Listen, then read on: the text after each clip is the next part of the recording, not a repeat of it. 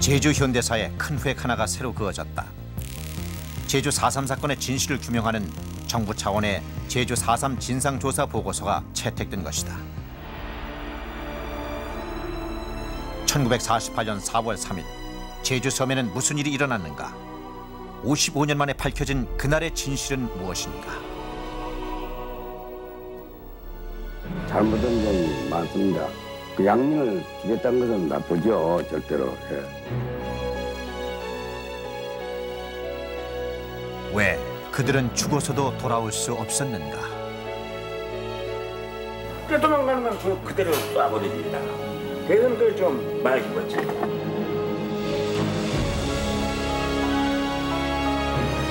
제주 섬은 이제 55년 세월의 가슴앓이를 풀어내려 하고 있다.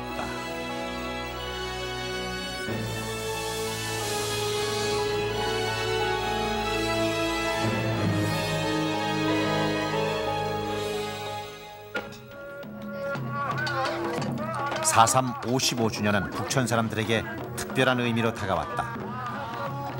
아이고 사건으로 마치지 못했던 꽃놀림을 마무리하며 가슴으로만 삭혀왔던 4.3의 한풀이를 시작한 것이다.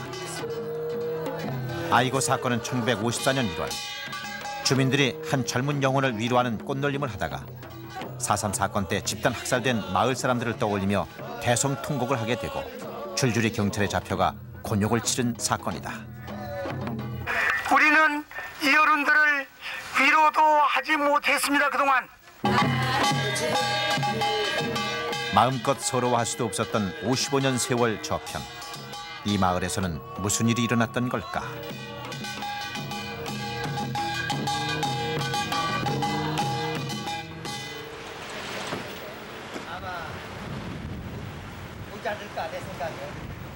(1949년 1월 17일) 이 마을에서 가장 비극적인 일로 꼽히는 북촌 사건이 일어났다. 그날 하루 북촌 초등학교 운동장에 모인 1000여 명의 주민들 가운데 400여 명이 군인들에 의해 총살을 당한 것이다.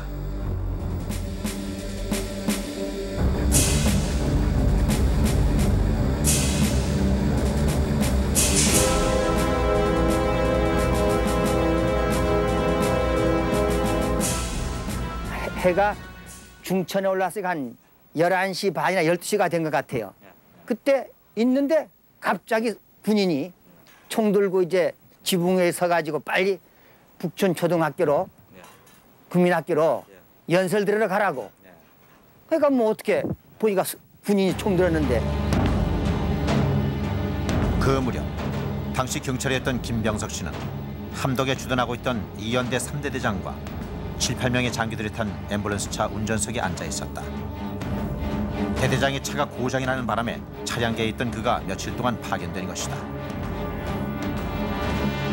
마을 사람들이 운동장에 다 모이자 대대장은 우선 군인과 경찰관 가족을 가려내라고 한 후 참모회의를 시작했다. 군대 들어와서 그런 경험도 없고 적을 사살해보는 경험도 없고 모든 거 하니까 그러면은 일개 분대 몇 명씩을 내 가지고서 이제 그 총살을 시켜버리는 것이 낫지 않겠느냐, 처리를 하는 것이 낫지 않겠느냐 하는 문제가 되는데 그 외에도 여러 가지 이야기들이 나왔지만은 그걸로서 선정이 결정이 되더라고요.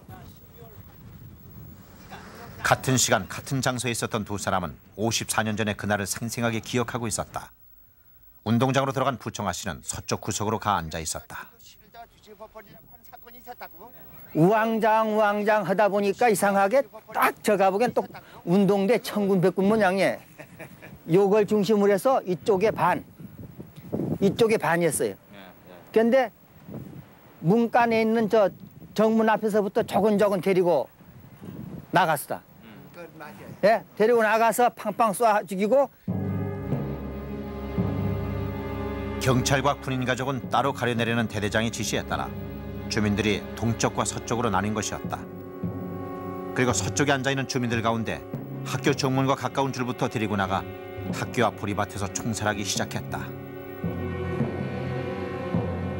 이 아이들이고 이제 어른들이고 간에 이거 뭐 사상도 모르겠고 지금 문명인들도 많은데 도저히 그것이 할 수가 없습니다. 이분들 살려줄 수가 없습니까? 그러니까 그러면은 함덕만 가서 살 수가 있다고 할 것 같으면은 지금도 문제는 그거다 이거라. 이 사람들을 내가 집 다 불태워버리고 여기를 놓으니까 이걸 해결을 못 해가지고서 지금 이렇게 한다는 그 고민 이야기를 내가 지금 하더라고요. 김병석 씨가 대대장과 얘기하고 있을 무렵 정문에서 가장 먼 쪽에 앉아 있었던 부청아 씨는 할머니를 포함한 부녀자들 아이들과 함께 학교에서 조금 떨어진 솔동산 아래 밭을 향해 가고 있었다. 딱 가니까 군이 4명이에요. 4명인데 앉으라고 하니까 이렇게 다 이렇게 앉고 이 동쪽 바라보고 앉고 군인 3명은 막 이렇게 그 실탄을 장질하고 한 사람은 길 바깥에서 앞에 총하고 뭘 쳐다보고 있더라고요. 한 5분이라도 안 쏘아요. 조금 있더니 제 기억으로는 이쪽 함덕 쪽에서 사이렌 소리가 왕하게 나더라고요. 부청아 씨가 들었다는 사이렌 소리는 김병석 씨가 대대장을 태우고 다녔던 앰뷸런스 차가 내는 사이렌 소리였다. 부청아 씨와 김병석 씨는 오랫동안 서로 알고 지내는 사이였다. 그러나 둘 다 북촌 사건의 현장에 있었다는 것은 이날 처음 알았다고 한다.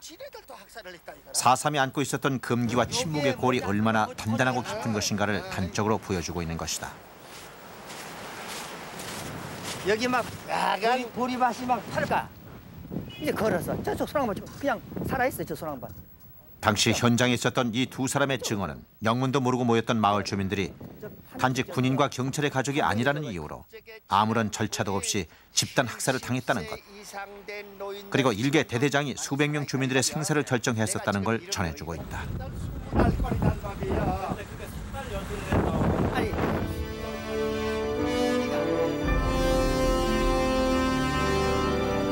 (1948년 12월 12일) 토산 1, 2 주민들은 군인들로부터 토산 1위로 소개하라는 명령을 받는다. 두 마을이 갑자기 한 마을로 합쳐지자 기거할 것이 없어 주민들은 소외양간 등을 빌려주고 빌리고 하면서 14일까지 무사히 소개를 마쳤다. 16일 날 재차 표선에 주둔한 군부대하고 경찰 부수대원들이 17시경에 들여닥쳐가지고 학성기로 해가지고 전 리민은 남녀노소 할 것 없이 향사로 집합하라는 방송을 듣고 일제히 이제 전 리민은 이 장소로 여기가 향사터인데 여기로 집결을 했습니다.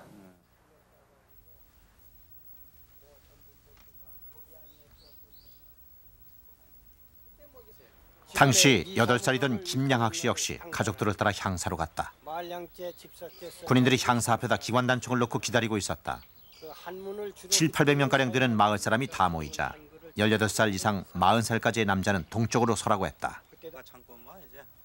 농가 창고가 아니고 이게 그 불악 공동 창고였었는데 이게 그 영문도 모르고 더구나 죽일 거라고는 생각도 못했기 때문에 150여 명가량이 무심코 동쪽으로 가서 섰다. 음력 11월 보름 뒷날이라 달이 아주 밝았다.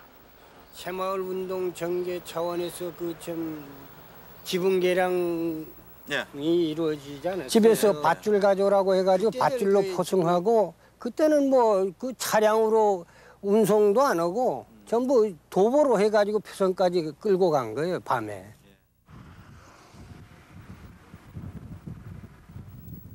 이들은 표선초등학교로 끌려가 감금당했다가 표선 해수욕장에서 군인들에게 총살당했다.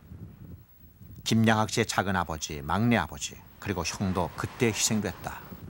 16일 날 데려가가지고 18, 19일 양일에 걸쳐서 학살했어요, 남자들은. 아, 이틀 있다가. 그 사이에 행적은 모르시고 말이에요? 그 사이에 행적은 집에서 밥을 해날랐어요.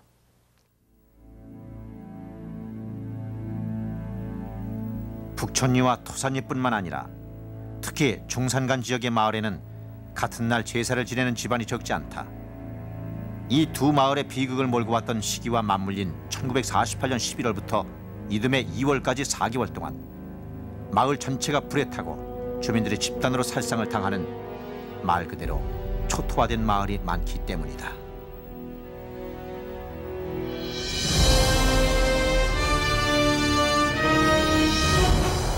그러면 도대체 얼마나 많은 사람들이 희생됐을까? 4.3 진상보고서는 국회, 제주도의회, 4.3위원회 등에 신고된 4.3 사건의 피해자 현황을 분석하고 특히 일반 주민의 희생 상태를 파악하는 데 주요 기준이 되는 연령별, 시기별, 가해자별 현황 항목에 주목하고 있다. 연령별 현황은 전투 능력이 없는 10살 이하와 61살 이상은 신고서마다 그 비율이 비슷하게 집계됐다. 특히 1948년 10월부터 1949년 2월까지 83%가 희생된 것으로 나타났다. 80% 이상이 토벌대에 의해 희생된 것은 신고 내용과 미 육군 기록이 거의 일치하고 있다.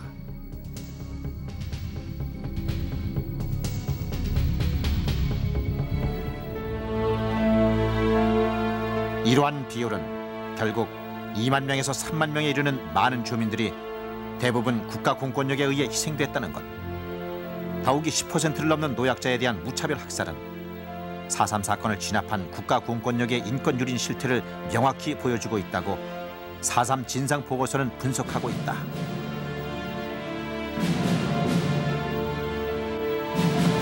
그렇다면 왜 이런 일이 일어났을까? 4.3 사건의 배경은 매우 복잡하고 다양한 원인이 얽혀져 있다.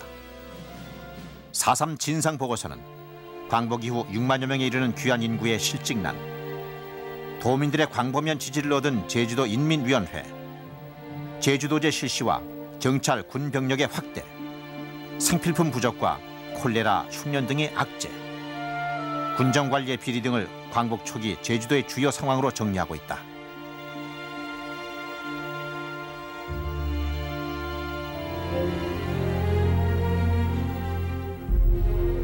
이런 혼란한 분위기 속에서 1947년 3월 1일 제28주년 3.1절 기념식을 맞아 제주도 좌파 세력이 주도한 시위에서 군정경찰의 발포 사건이 터져 그때까지도 큰 소요가 없었던 제주 사회를 들끓게 만들었다.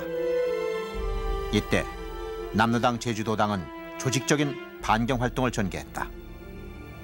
4.3 진상보고서는 이 3.1절 발포 사건이 4.3 사건을 촉발하는 도화선이 됐다고 기록하고 있다.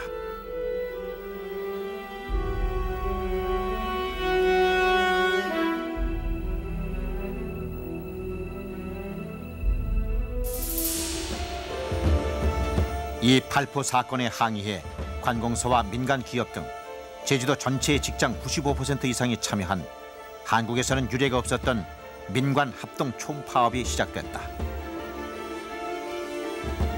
사태를 중히 여긴 미 군정은 조사단을 제주에 파견했다. 그리고 총파업이 경찰 발포에 대한 도민의 반감과 이를 증폭시킨 남로당의 선동에 있다고 분석한다. 그러나 사후 처리는 남로당의 선동에 비중을 두고 응원경찰과 서청 등 우파 청년단체원들을 제주에 대거 내려보내 물리적으로 검거 공세를 전개함으로써 미 군정과 제주도 좌파 세력이 전면 대립하는 국면으로 돌입한 것이다. 이때 남로당 제주도당은 조직 노출로 위기 상황을 맞고 있었다. 수세에 몰린 남로당 제주도당 신진 세력들은 군정 당국에 등 돌린 민심을 이용해 조직의 수호와 방어 수단, 당면한 단선 단정을 반대하는 구국투쟁이라는 두 가지 목적으로 무장투쟁을 결정한다.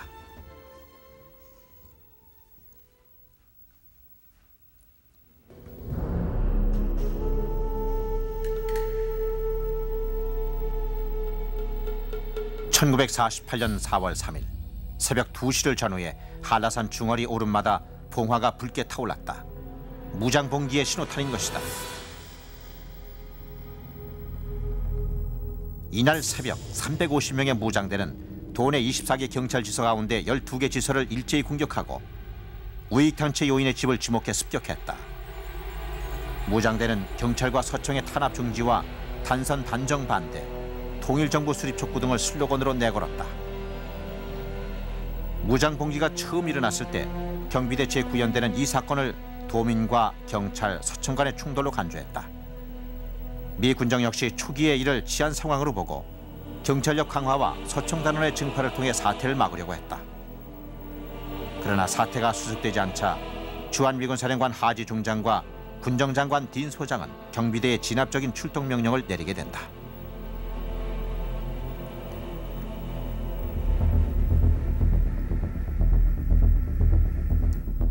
한편 구연대장 김익렬 중령은 무장대 측 김달삼과의 4.28 협상을 통해 평화적인 사태 해결에 합의했다. 그러나 협상 사흘 만인 5월 1일 우익청년단이 오라리 마을을 방어하는 오라리 사건이 벌어지고 5월 3일에는 미군이 경비대의 총공격을 명령함에 따라 협상은 깨어졌고 이후 4.3 사건은 걷잡을 수 없는 유혈 충돌로 치닫게 된다.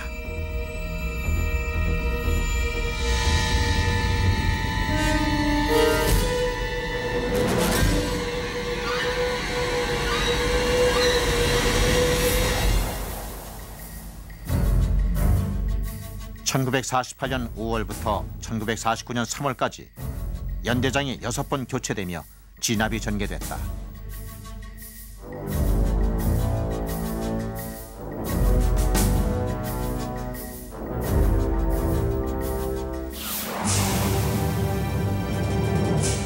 (1948년 5월 6일) 그동안 화평 정책을 추진해온 김익렬 중령이 해임되고 새 연대장으로 박진경 중령이 발령된다. 경비대 총사령부는 수원에서 창설된 제11연대를 5월 15일 제주도로 이동시키면서 기존의 구연대를 제11연대에 합편토록 했다. 5월 6일 구연대장의 자격으로 제주에 온 박진경 중령은 5월 15일자로 제11연대장으로 변경된 것이다. 5월 15일 이후 박진경 연대장이 지휘하는 제11연대 병력은 기존 구연대의 1개 대대, 부산 5연대에서 차출된 1개 대대, 대구 제6연대에서 차출된 1개 대대, 그리고 수원에서 창설된 11연대의 기간 요원 등으로 구성됐다. 박진경 연대장이 부임한 직후인 5월 20일 경비대 병사 41명이 집단으로 탈영해 무장대에 합류하는 사건이 벌어졌다. 1947년 7월 구연대 3기생으로 입대해 당시엔 11연대 소속이었던 현 하사관은 당시 그 상황 속에 있었다. 그날저날 도망간 게 42명이라. 군인이 마세요?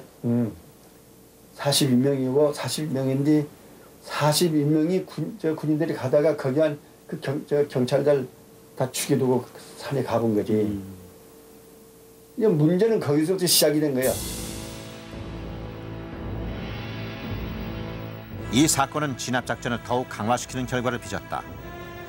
그리고 이 사건으로 제주 출신 병사들을 진압작전에서 소외시키고 제주 실정을 모르는 다른 지역 군인으로만 작전을 전개해 사태를 더욱 악화시켰다. 이들은 언니 것들은 군인 한꺼번에 집단으로 도망가면서 잡히는데 어떻게 봤을 거예요? 그는 완전한 그러니까 제주사람 우리도 그래가지고 제주시는 한 달 동안 무장회장에서 완전히 그냥 강금당해놨다. 군인이 다 우리 군인 출신 다 제주 사람, 제주 출신 군인. 딱 해서 말이야 어디 화장실에 가더라도 헌병이 양옆에 뒤 딱 서가지고서 막 총기 대고서 말 화장실에 가고 말이야. 또 비상발 밭하러 갈 때도 말이 딱 거기에서 가고 말이야. 한 달 동안 말이야 무장회장에서 그냥 있었다고. 제주도는 도저히 믿지 못하겠다.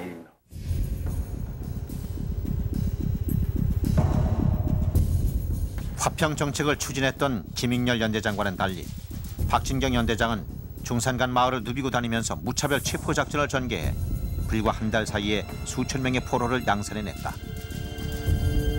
당시 6월 12일자 조선일보는 경비대와 경찰에 체포된 자가 6천여 명에 이르고 있다고 보도했고 6월 16일에 쓰여진 한 미군 비밀 보고서는 3천여 명이 체포돼 심사를 받았다고 적고 있다.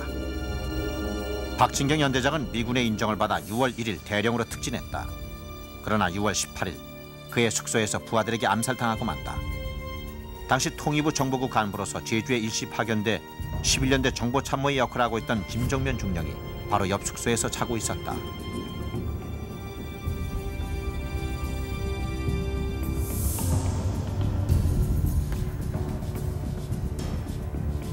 그러니까 17일 날 파티를 하고 와서 잤는데 그 다음 날 새벽이지. 그러니까 18일 날 6월 18일 날 6월 18일 날 새벽에 우리가 뭐 깊이 잠들어지니까 무슨 총소리도 뭐도 그런 거 들은 게 아니라 당번이 거기서 같이 잤다고 박진경이 하고 당번이 소리 지르고 사람 살리라고 그리고 뭘 아우성 치고 문을 열고 나와서 소리 지르는 바람에 우리가 거기에 놀라서 깨었어요.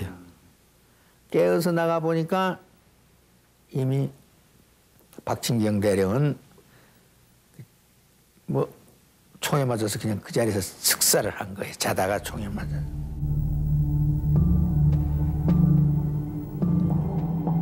사건 즉시 군과 경찰은 물론 미군 방첩대, 범죄수사대 요원들이 투입되어 11년대 장병들에 대한 일체 총기 조사를 벌이는 등 철저한 조사가 이루어졌지만 수사는 한 장의 투서에 의해 실마리가 풀렸다고 한다.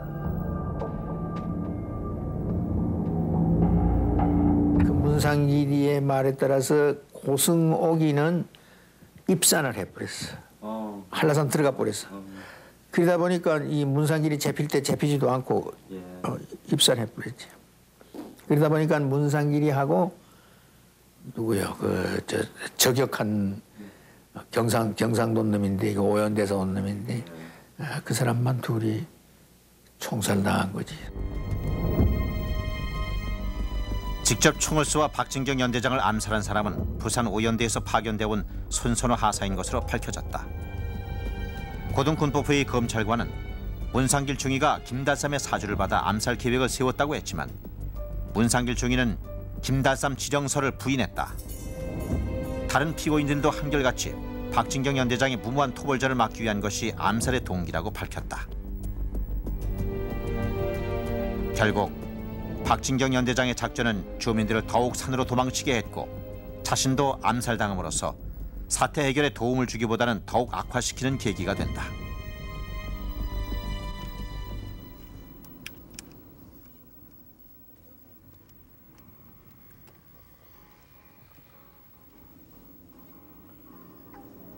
경상남도 남해군.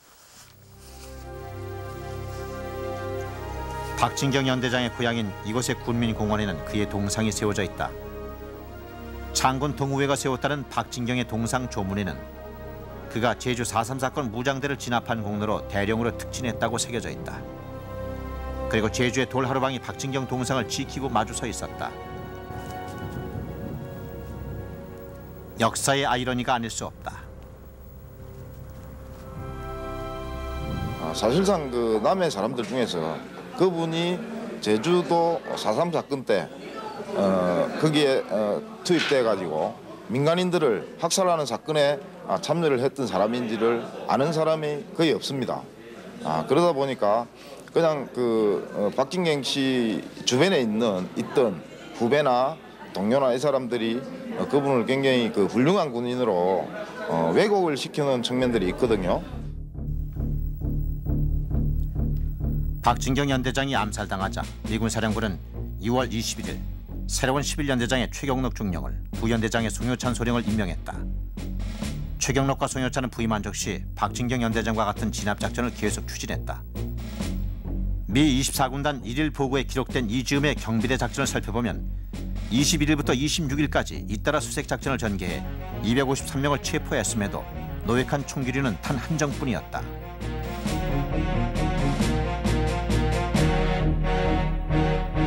They would say so many killed and so many guns, weapons seized. And there are always more people killed than weapons. And I would say, why are there more killed? So we couldn't find the weapons.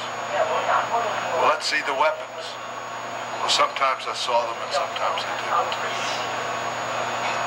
didn't. And I said, you've got to show me weapons because I don't believe your reports. 이 무렵 무장대의 활동은 거의 없었다. 경비대는 대대적인 수색 작전과 주민 연행에도 불구하고 무장대에 아무런 대응이 없는 데다가 평화적으로 사태를 해결하라는 각계의 압력이 거세게 일자 작전 행동 보류를 선언했다. 이로써 제주 사태는 소강 사태로 접어들었다.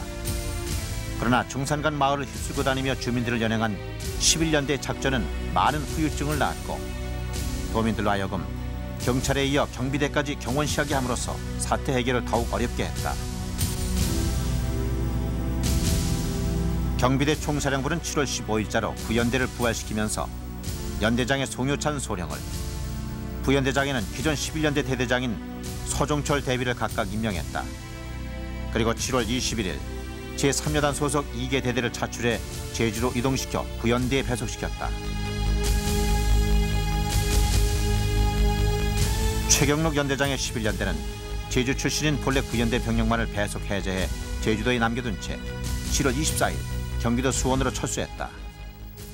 이처럼 복잡한 과정을 거치며 제주 주둔 병력을 바꾼 이유는 무엇일까?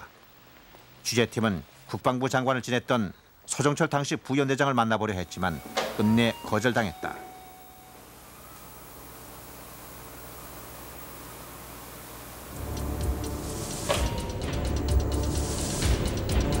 (4.3) 진상보고서는 병력 교체의 이유로 정부 수립을 앞두고 제주 상황을 확실히 마무리하려는 의도를 꼽을 수 있다고 정리하고 있다.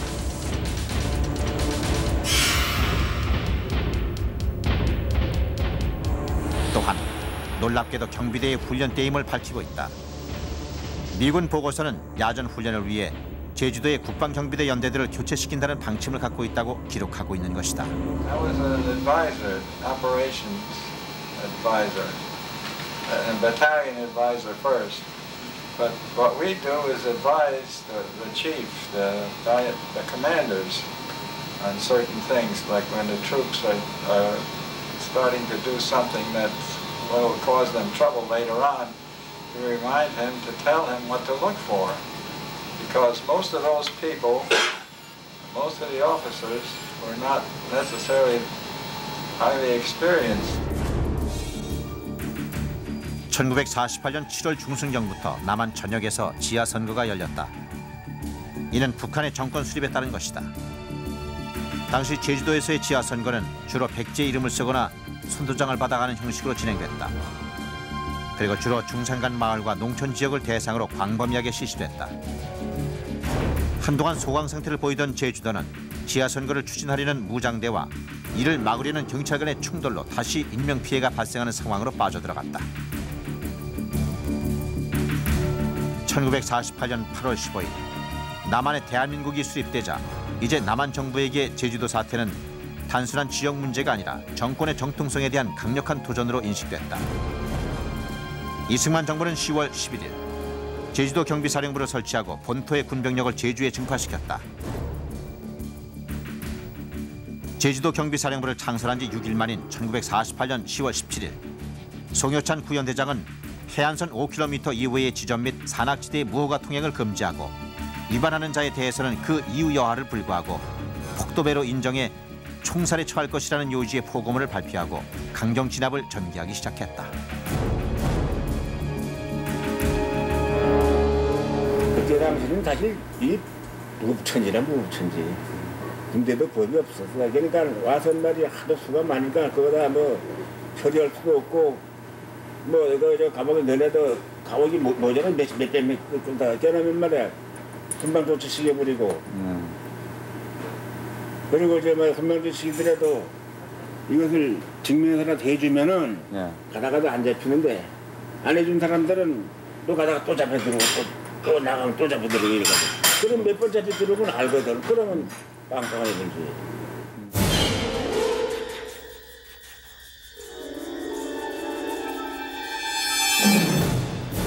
그는 당시 구연대 행정병이었지만 총살시키라는 명령에 차출되어 나갔던 경험을 아프게 떠올렸다.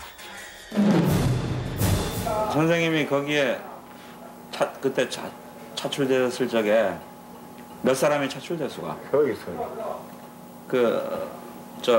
누구야? 죽는 사람은 몇 사람 마셔? 음달은 서희. 거기도 서희. 그럼 1대1로 시켜 마셔요?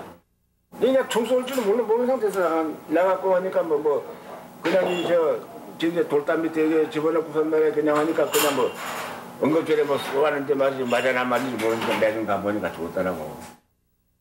그냥 애매한 사람이 많이 죽은 거야. 애매하다라고 하는 거는 어떤 상태에 있는 사람들이 그게 애매? 걔는 진짜 말하기에는 그 리스트 명단에 있는 거고 또 이 사람은 잡아올 적에도 도망간다든가 또 와서도 말이지 우물쭈물 하면서 확실히 얘기 안 하는가 이런 한 것들이 그냥 애매한 거지. 네, 그런 사람들은 가련해도 그냥 그냥 뭐 도망가는 다 죽지는 안 하고 그저 총 쏘니까 막 뛰어 도망간 얘기는 뭐 그대로 쏘아져 이게 그러니까 중동이 가는 과거 이랬지.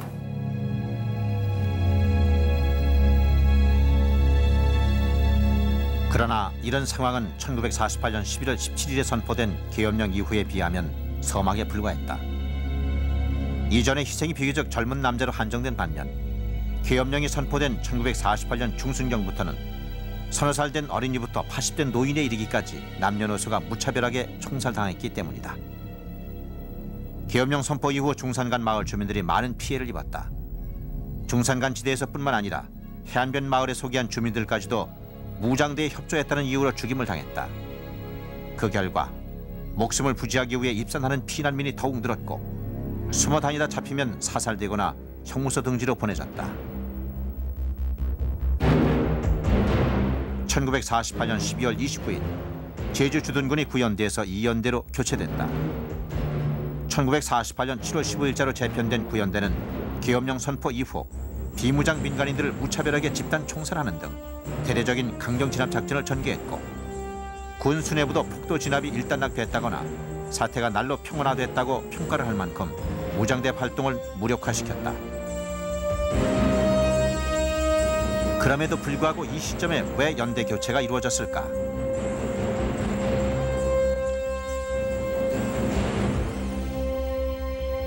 사.3 진상 보고서는 이 의문의 실마리를 미국의 원조를 받기 위해서는 가혹한 방법으로 탄압하여 제주 사건을 밝은 세고나라고 지시한 이승만 대통령의 태도에서 찾을 수 있다고 정리하고 있다. 구연대를 11년대에 합편할 때나 다시 구연대로 재편될 때나 기존의 제주 출신 구연대 병사가 그대로 남아있었다. 공비 토벌 작전 상황에 대한 보고보다도 공비가 없어졌다는 보고를 듣고 싶었던 이승만 대통령은 바로 이 기존의 제주 출신 병사들을 믿을 수가 없었던 것이다. 저 삼설령 거석에 보면은 구직인지 이건 뭐 민간인인지 뭐 어느 게 폭돌인지 구별도 못하게 막 갖다 담아놔서 그 사람들을 어떻게 했는가 그걸 모르겠어. 그분이 오는데 그걸 물은 게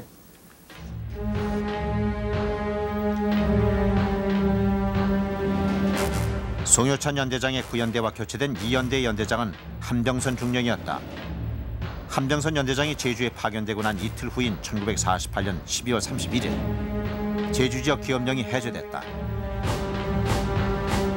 그러나 진압부대 수뇌부는 한병선 이연대장에게 강경작전의 임무를 부여하고 서총 단원들을 군경에 파견하고 제6여단 산하 유격대대를 제주도에 파견해 이연대장의 지휘를 받도록 하는 등 이연대의 전투력을 강화시켰다.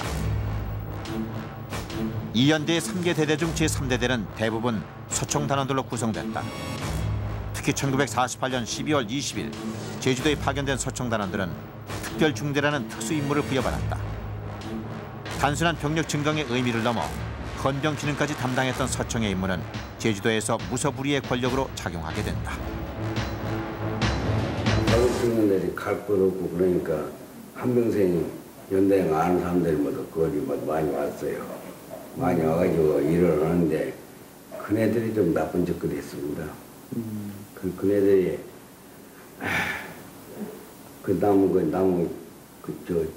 좀 신원조사한다 한 번 더 해가지고 정보 만들어같이 해가지고 그 여자들을 좀 이쁜 여자들을 오락해가지고 뻘갱이다 해가지고 막 말하고 그래 빼먹게 해가지고 막 돌리고 때리고 그런 짓 그렇게 했어요. 1949년 5월에 제주에 들어왔다는 전부희 씨는 여전히 계엄령 상태인 줄 알았다고 한다. 그럼 실제로 그 수많은 양민들이 죽은 거는 그 계엄사령부의 독자적인 판단이었겠습니다. 그렇죠. 한병선 연대장 독단 책임이에요, 거기.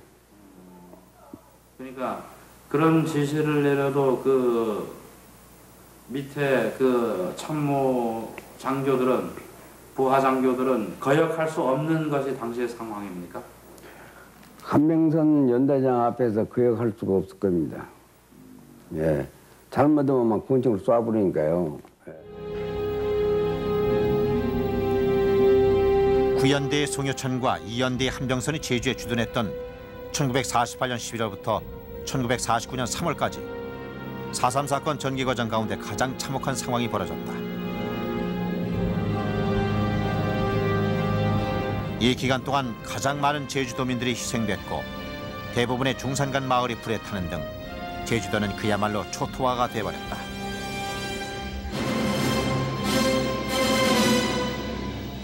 한 미군 보고서는 1949년 3월 말까지의 제주 상황에 대해 지난 한 해 동안 14,000명에서 15,000명의 주민이 사망한 것으로 추정되며 이들 중 최소한 80%가 토벌대에 의해 살해됐다. 섬에 있는 주택 중 약 3분의 1이 파괴됐고 주민 30만 명 중 약 4분의 1이 자신들의 마을이 파괴당한 채 해안으로 소개당했다고 기록하고 있다. 4.3 진상 보고서는 초토화의 책임이 이승만 대통령과 미국에게 있다고 판단하고 있다. 이승만은 대통령으로서 군 통수권자이며 미군은 당시 한국군의 작전 통제권을 갖고 있었기 때문이다.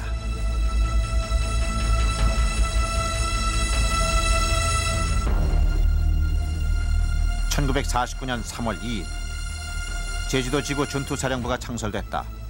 사령관에는 유재흥 대령이, 참모장에는 이연대장 한병선 중령이 각각 임명됐다. 취재팀은 국방부 장관을 지냈던 유재흥 당시 사령관을 찾아갔다. 그는 1949년 3월 말에 제주도에 들어와 그해 5월에 떠났다. 유재흥 당시 사령관이 내려왔을 때 산중에는 2만여 명의 주민과 230명 정도의 무장 공비가 있다는 보고를 받았다고 한다. 그는 선무 공작을 실시하는 한편 지금까지 해안마을에 주둔하고 있는 병력을 산악지역으로 이동 배치했다. 산으로 올라간 2만 명이 빨갱이라고는 아니라고 느끼셨죠? 그럼 그거는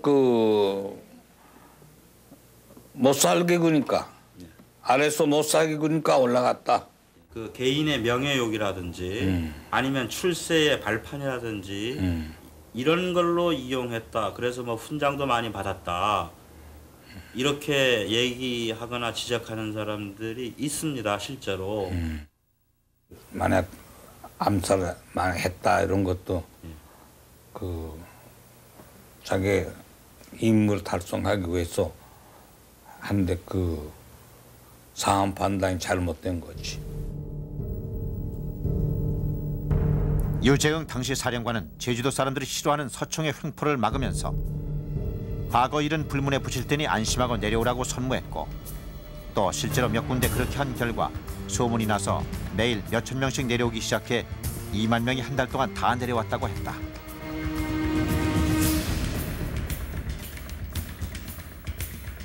(4.3) 진상보고서는 한병선 연대가 제주에서 철수할 무렵 기순자 6천여 명 가운데 1,659명이 제대로 된 재판도 받지 않은 채 1949년 7월경 249명이 총살당했고 1,410명이 전국 6개의 형무소로 분산 수감됐다고 기록하고 있다.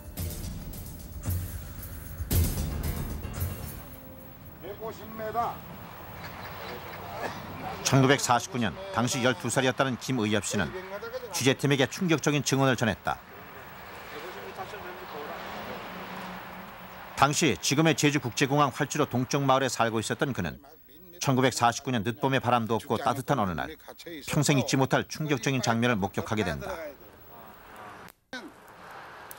제일 처음엔 10사람을 세워놓고 총살을 시키는데 10사람을 세워놓고 총살을 시키는데 뭐인 거면 군인들이 이 총맨 사람은 쏘아난 다음 이렇게 들러매고 또 3, 4번 있으면 데려오면 또 쏘고 데려오면 또 쏘고. 취재팀은 혹시 한병선 연대장의 이연대가 1949년 7월에 철수한 다음에 들어온 김용주 중령의 독립제 1대대가 마지막 소탕전으로 총살한 현장을 착각하는 게 아닐까 싶어 재차 확인했다. 그러나 그는 지적들을 보여주면서 분명하게 설명했다. 10월 달에는 저쪽에 이 비행장 활주로 했는데 지금 여기나 표시하고 있지만은 여기 죽은 데가 또 있어요. 불수 분자는 그 지금 10월이나 8월 초에 주겠다는 건 바로 이거예요. 150m. 150m 4.3 진상 보고서가 확인하지 못한, 그러나 너무나 생생하게 기억하고 있는 김의엽 씨의 증언은 4.3 사건이 아직도 많은 비밀을 간직하고 있음을 전해주고 있다.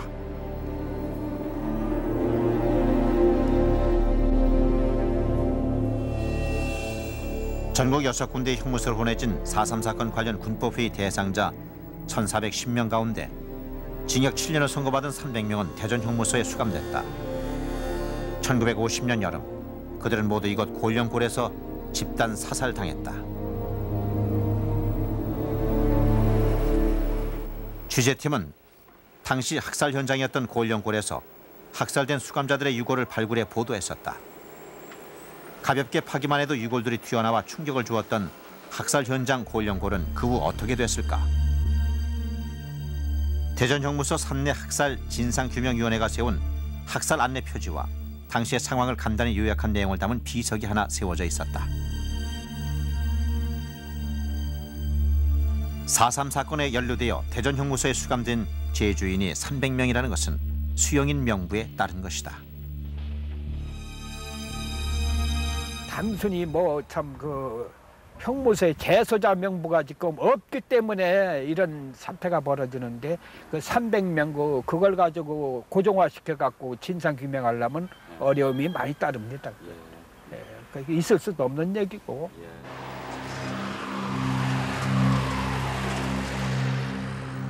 3년 전에는 공사 중이던 대전과 옥천을 잇는 도로가 개통되어 학살 현장을 가로지르고 있고, 핵심 안매장지 위에는 지따만 교회 건물이 자리 잡고 있었다. 그런가 하면 주변은 온통 쓰레기 더미로 덮여 있어 골령골은 예전보다 더욱 어수선하고 을씨년스러운 분위기로 변해 있었다.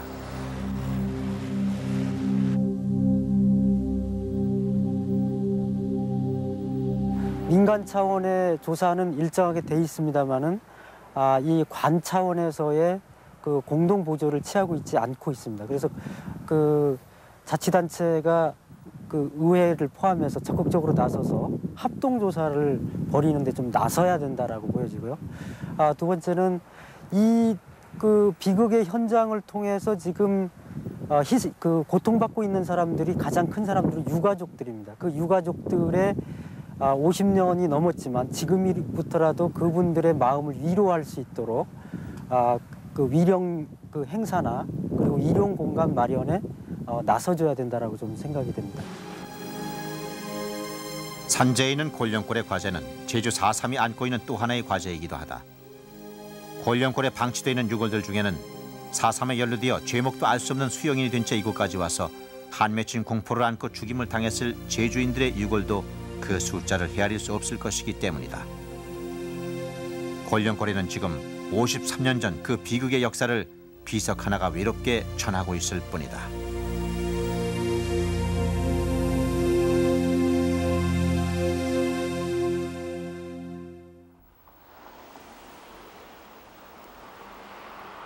(2003년 3월 29일) 정부 중앙청사. 제주 4.3 사건 진상조사 보고서안 심의 의결을 위한 제주 4.3 진상규명과 희생자 명예회복위원회 제7차 회의를 앞두고 제주 4.3 특별법에 따라 국무총리와 장관들, 제주도지사, 유족대표, 관련 전문가, 군장성 출신, 시민단체 대표, 위촉직 민간인 등 20명으로 구성된 위원들이 회의장으로 속속 들어섰다. 비공개로 진행된 이날 회의는 2시간 동안 진행됐다. 지난 3월 21일에 6차 회의에 상정했으나 위원들 간의 이견으로 의결되지 못해 국무총리가 주재하고 정부 측 위원과 민간 위원이 참석하는 소위원회가 구성되어 3차례의 심도 있는 협의를 거쳐 문안이 일부 수정된 제주 4.3 사건 진상조사 보고서가 채택됐다. 해방 공간에서 이념 갈등이 개입된 유혈 사태에 대한 정부 차원의 첫 공식 보고서가 탄생한 것이다. 아울러 위원회는 4.3 진상 보고서 작성단이 건의한 정부의 사과 등 7기항의 대정부 건의안을 의결했다.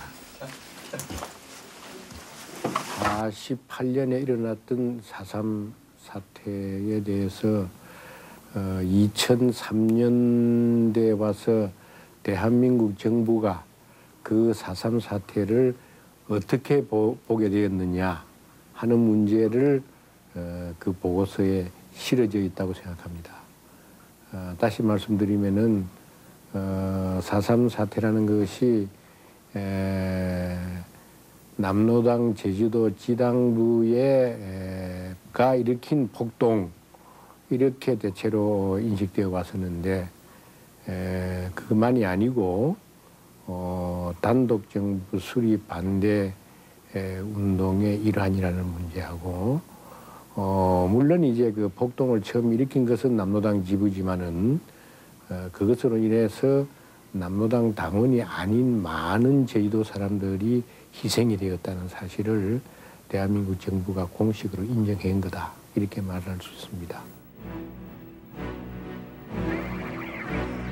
이날 채택된 보고서안은 공개되지 않았다. 위원회는 앞으로도 새로운 자료가 발굴될 것에 대비해 수정할 수 있는 여지를 남겨놓는다는 차원에서 진상보고서를 수정 접수 의결하되 6개월 이내에 새로운 자료나 증언이 나타나면 추가 심의를 거쳐 보고서를 수정하기로 했기 때문이다. 4.3 진상보고서를 한동안 표류하게 했던 갈등은 무엇이었을까? 각계 전문가와 관련 공무원으로 구성된 진상조사 보고서 작성 기획단은 2001년 7월 1일에 발족되어 2년여 동안 12차례의 회의를 통해 수집 자료를 분석하고 보고서의 작성 방향과 내용 등을 논의해왔다. 똑바로 얘기하라고 지금. 우리가 지금 50년 동안에 있어 나라 만드는데 아버지 어머니 다 죽고 할머니 할아버지 죽고 지금 무슨 사람이야. 4.3 진상보고서는 그동안 큰 진통을 겪었다. 이날 채택된 보고서안만 해도 소위원회를 통해 협의 수정한 사안이 30여 건에 이르고 그에 따라 전체 577쪽 분량 가운데 100쪽가량이 수정된 데서도 그 진통이 얼마나 컸는가를 짐작할 수 있겠다. 4.3 보고서는 단순히 4.3 사건을 규명했다는 그런 데에 멈춰 있는 것이 아니고 한국 현대사 역사상 그 특별법에 의해서 최초로 만들어진 정부 진상조사 보고서다 하는 것이 첫째 의미가 있고요. 두 번째는 이 진상조사 보고서가 주민 희생에 대해서 초점을 맞춰서 인권 침해를 규명했다는 점에서 인권 보고서라고 이렇게 말할 수 있습니다. 4.3 사건 55주년 위령제가 치러진 2003년 4월 3일 행사장 분위기는 여느 때 같지 않게 술렁댔다. 중앙위원회 위원장 고건 국무총리가 진상보고서 시한 연장 조치를 내린 책임자라는 논란이 일면서 일부 도내 시민단체 회원들이 행사장에 들어서는 고건 국무총리를 막으며 실랑이가 벌어진 것이다. 4.3 위령제에 국무총리, 행정자치부 장관 등 중앙정관계 인사들이 대거 참석한 것도 처음 있는 일이어서 정부 차원에서 진상보고서를 채택한 뒤 처음으로 열리는 이번 위령제의 의미를 새삼 헤아리게 했다. 그러나 4.3 유족과 제주도민들은 아쉽고 섭섭한 마음을 금할 수 없었다. 4.3 사건을 국가 공권력에 의한 대규모 인권유린 행위로 규정한 4.3 진상보고서가 채택됨으로써 노무현 대통령이 위령제에 참석해 정부 차원의 사과를 하길 기대했었기 때문이다. 진상조사 보고서에서 가장 중요한 부분은 그대로 밝혀져 있기 때문에 이제는 거기에 대해서 정부가 응답을 해야 할 때가 아니냐. 그러니까 사과를 할 부분은 사과를 하고 그러면서 위령탑이라든가 평화공원을 조성하고 또 전시실도 만들 것은 만들고 그러면서 국민교육용으로 4.3 사건의 그 진실을 전달하려는 노력을 한다든가 이런 것들이 이제는 진상조사 보고서 채택과 함께 이루어져야 하는 것이 아닌가 그런 생각을 하는데 일부에서는 6개월 이후에 해야 하는 것이 아니냐 이런 어정쩡한 주장을 하고 있는데 그건 저는 사리에 맞지 않다고 봅니다. 사실 6개월 안에 특별한 새로운 사실이 지금 50년 동안에 밝혀지지 않았던 새로운 사실이 밝혀질 거다. 이런 일도 없을 것이고 특히 희생자가 어떻게 해서 생겼느냐. 이 부분은 이미 50년 전부터 명명백백한 것이거든요. 그렇기 때문에 그 부분은 명확하게 이번 진상조사 보고서 처리가 됐기 때문에 그런 것에 대해서 뭐 6개월 이후에 달라질 거다. 이런 건 저는 좀 말이 안 되는 소리 아닌가 그렇게 생각을 합니다.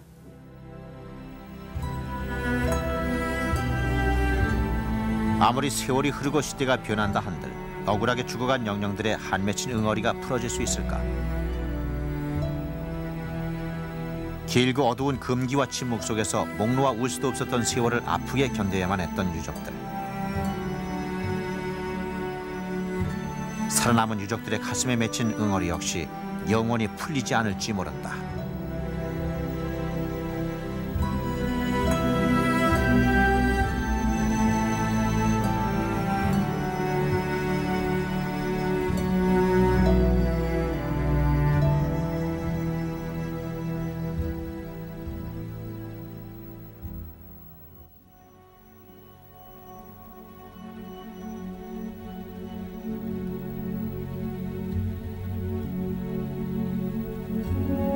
제주 4.3 특별법은 책임자 처벌과 보상에 대한 요구를 담지 않았다.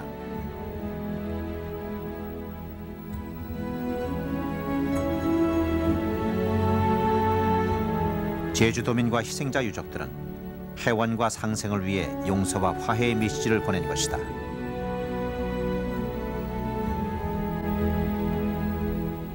제55주년 4.3 사건 희생자 위령제와 더불어 가졌던 4.3 평화공원 기공식은 4.3을 교훈 삼아 상생과 평화의 탑을 쌓기 위한 제주도민의 첫삽이었다.